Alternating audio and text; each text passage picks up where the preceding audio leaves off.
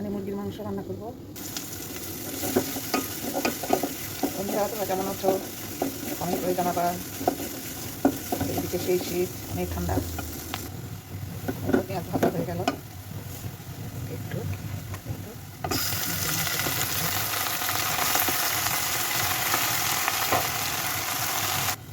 এতে গরম মশলা দিয়েছিলাম, সব মশলা এখানে দিয়ে দিলাম। এভাবেও মুরগি রান্না করলে হয়, একটু এরকম করে রান্না করছি। মুরগির মাংস এখন এখানে একটু কষাই নিলাম, আলু দিয়ে আবার কষাই দিলাম।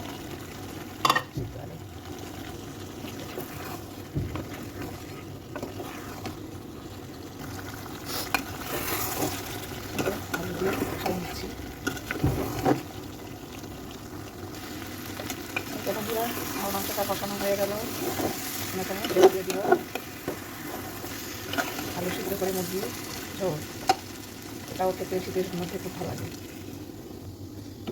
ঝোল দিয়ে দিলাম, লবণ স্বাদ মতো দিলাম, কম হয়েছিল আবার দিলাম। এখন ঢেকে দিব।